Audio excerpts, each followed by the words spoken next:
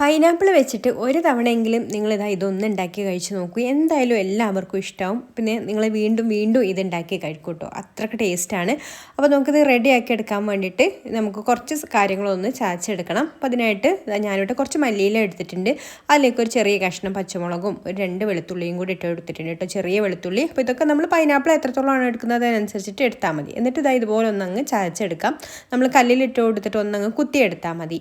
പിന്നെ ഇതിലേക്ക് പാകത്തിനുള്ള ഉപ്പും അതുപോലെ ഒരു 1/2 ടീസ്പൂണ് ചില്ലി ഫ്ലേക്സും പിന്നെ ഒരു ടീസ്പൂണ് നാരങ്ങ നീരും ഒരു 1.5 ടീസ്പൂണ് ടൊമാറ്റോ സോസും കൂടി ചേർത്ത് കൊടുത്തിട്ട് ഇതെല്ലാം കൂടി നന്നായിട്ടൊന്ന് മിക്സ് ചെയ്ത് കൊടുക്കാം. അപ്പോൾ ഈ ഒരു പച്ചമുളകും മല്ലിയിലൊന്നും ഒരുപാട് അങ്ങ് അരഞ്ഞു പോയരുത് കേട്ടോ. അതുകൊണ്ട് മിക്സിയുടെ ജാറിലിട്ടിട്ടൊന്നും അരച്ചെടുക്കരുത്. ചെറിയൊരു തരിയോട് കൂടിയിട്ടുള്ള ആ ഒരു രീതിയിലാണ് കേട്ടോ നമുക്ക് കിട്ടേണ്ടത്. അപ്പോൾ നമ്മൾ ചതച്ചെടുക്കുന്ന കല്ലുണ്ടല്ലോ അതിലിട്ട് കൊടുത്തിട്ട് നന്നായിട്ടൊന്നങ്ങ് ചതച്ചെടുത്താൽ മതി. എന്നിട്ട് ഇതാ ഈ ഒരു പരുവത്തിലാക്കി കിട്ടണം കേട്ടോ നമുക്ക് മസാല. ഇനി ഇതാ നമ്മൾ കട്ട് ചെയ്തെടുത്തിട്ടുള്ള പൈനാപ്പിളിലേക്ക് ഇത് ചേർത്ത് കൊടുക്കാം. അപ്പോൾ ഞാനിവിടെ ചെറിയ അളവിലേ ചെയ്യുന്നുള്ളൂ. അപ്പോൾ നിങ്ങൾ പൈനാപ്പിൾ കൂടുതൽ എടുക്കുന്നുണ്ട് എങ്കിൽ കുറച്ച് കൂടുതൽ ഇതുപോലെയുള്ള മസാല റെഡിയാക്കി എടുക്കണം. അതുപോലെ തന്നെ പച്ചമുളകിൻ്റെ എരിവൊക്കെ നോക്കിയിട്ട് വേണം കേട്ടോ എടുക്കാൻ വേണ്ടിയിട്ട്. ഞാൻ നല്ല എരിവുള്ള പച്ചമുളക് ആയതുകൊണ്ട് ഒരു ചെറിയ പീസേ എടുത്തിട്ടുള്ളൂ.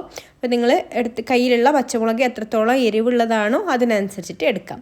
എന്നിട്ട് ഇതാ ഇതുപോലെ നന്നായിട്ടൊന്ന് മിക്സ് ചെയ്ത് കൊടുക്കാം. ഒന്നുകിൽ നിങ്ങൾക്ക് ഇതുപോലെ സ്പൂൺ വെച്ചിട്ട് മിക്സ് ചെയ്ത് കൊടുക്കാം, അല്ലെങ്കിൽ എന്തെങ്കിലും കണ്ടെയ്നറിൽ ആക്കിയിട്ട് അടപ്പുള്ള കണ്ടെയ്നറിലാക്കിയിട്ട് അതൊന്ന് അടച്ച് വെച്ചിട്ട് നന്നായിട്ടൊന്നങ്ങ് ഷെയ്ക്ക് ചെയ്ത് കൊടുത്താലും നമുക്കിതാ ഇതുപോലെ എല്ലാ ഭാഗത്തും പൈനാപ്പിളിൻ്റെ എല്ലാ ഭാഗത്തും മസാലയൊക്കെ നന്നായിട്ട് പിടിച്ച് കിട്ടും കേട്ടോ.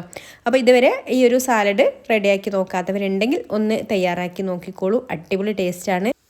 അപ്പോൾ വീട്ടിൽ ഗസ്റ്റൊക്കെ വരുന്ന സമയത്ത് ഫുഡിൻ്റെ ഒക്കെ കൂടെ വെച്ച് കൊടുക്കാനോ അല്ലെങ്കിൽ പാർട്ടികളൊക്കെ ഉണ്ടെങ്കിൽ അതിൽ സാലഡുകളൊക്കെ വെക്കുന്നുണ്ടെങ്കിൽ ഒരു വെറൈറ്റി സാലഡൊക്കെ ആയിട്ട് വെക്കാൻ പറ്റിയിട്ടുള്ള നല്ല ടേസ്റ്റുള്ള ഒരു വെറൈറ്റി ആയിട്ടുള്ള പൈനാപ്പിൾ സാലഡാണ് കേട്ടോ ഇത്.